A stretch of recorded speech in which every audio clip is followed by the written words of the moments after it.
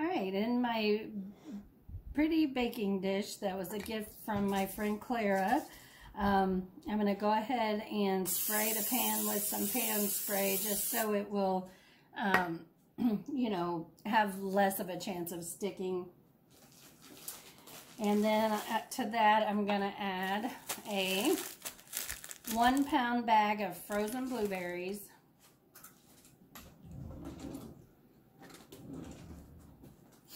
They've been sitting out for a little while, but they're definitely not thawed. So we're going to have to consider that in our cooking time.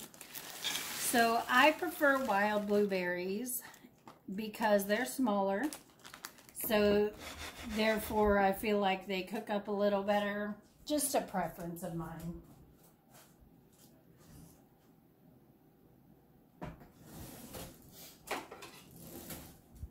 All right, and to this, I'm going to go ahead and add the zest of a lemon.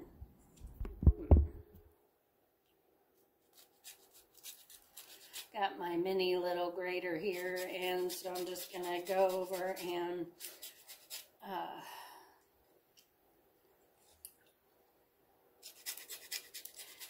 zest the outside of the lemon. I want to make sure that I don't get down to the white pith. It's pretty bitter in there. So, and I'm just turning it as I go. I'm going to put as much of the zest from this lemon as I can in here. It'll just give it a little bit of flavor. I'm also, when I'm finished here, I'm also going to cut the lemon in half and then juice the whole lemon in here too. Still got some on the back there. Here we go.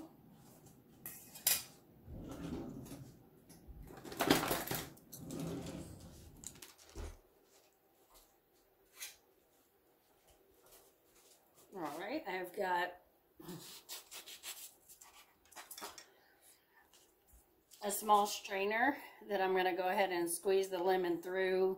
I've tried just about everything to keep seeds from going in my dishes, and even squeezing it upside down and stuff like that. I just feel like it really works best for me just to strain it through a small little plastic strainer here. All right, I'm going to go ahead and squeeze the second half. Oh, and look, it popped right out and around anyway.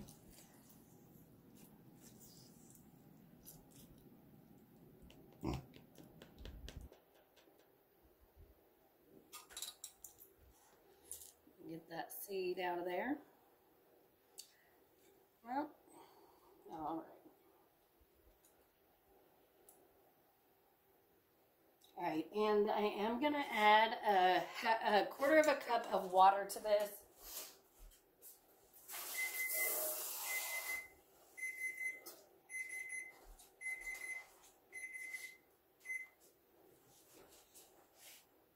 The reason that I'm adding water to it is because I want there to be some liquid in with the blueberries and not just, I don't want it to be super dry. And that way, also when I'm baking it, it'll kind of bubble up and the steam from it will also cook the topping a little bit.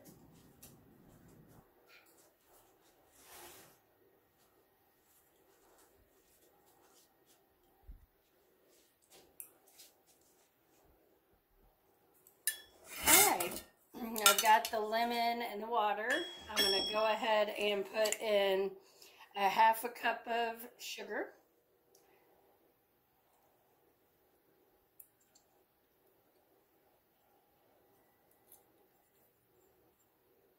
That was a quarter cup measure, so I'm going to go ahead and do another. Yes, it's going to be sweet.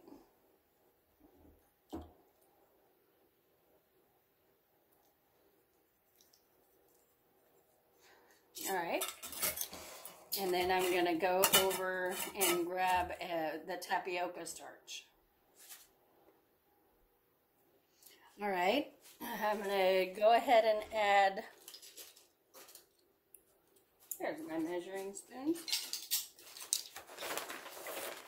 I'm going to add 2 tablespoons of tapioca flour or tapioca starch. It's the same thing.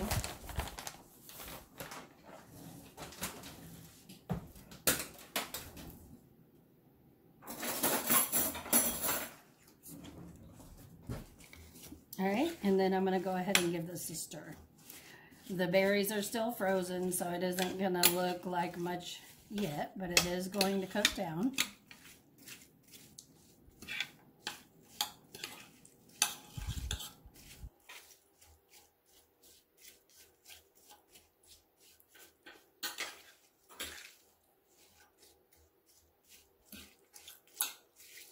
All right.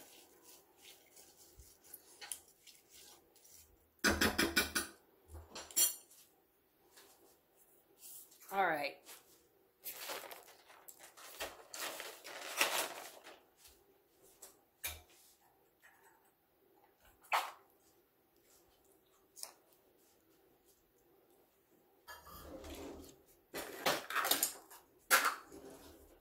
Alright, so I got my half-cup measure, and I'm going to measure in oats here.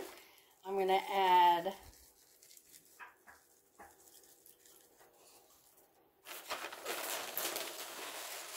a cup and a half of oats. Now, this recipe is gluten-free and vegan, so that means there will be no animal products in it at all. That way, my vegan family members can enjoy this meal too. All right, so that's a cup and a half of oats. That's whole rolled oats. And then I'm gonna add 3/4 of a cup of all-purpose gluten-free flour. This is a blend that I make myself, and I will definitely share that at some point. And a lot of times when you see people make a crisp, they'll mix everything together in a pan, and then they will, kind of spread it or put it on top. I'm just layering it on. There really isn't a whole lot of difference. I'm going to go ahead and just stir that around just a little bit.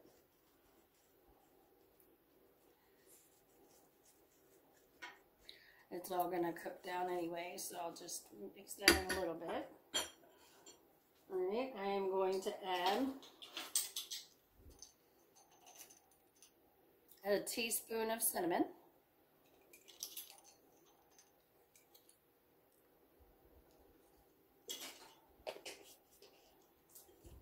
Kind of mix that in a little.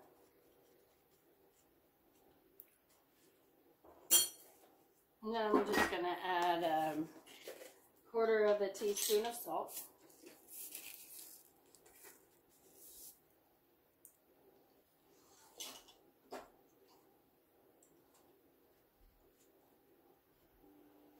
Alright, and then on top of all this, I'm going to drizzle 1/2 cup of vegan butter, or in my case, I'm adding Smart Balance spread. It's just our favorite spread, and it happens to be vegan. I'm just going to mix that just a little bit. So, as you see, it's definitely got some crumbs on here, which is fine. What I'm going to do is I'm going to put this in the oven covered with foil for 30 minutes at 350. Then I'm going to take the foil off and cook it for another 30 minutes or until it's done. So I'll check it after 15 minutes of, after putting it back in, and then check it from that point.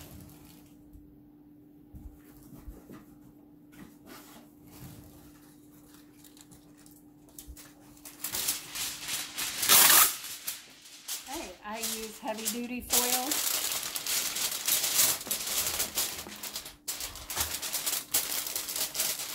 Just because it's more firm and, sturdy. So This is going to go in the oven again at 350 for 30 minutes. I'm going to take the foil off and cook it up to another 30 minutes.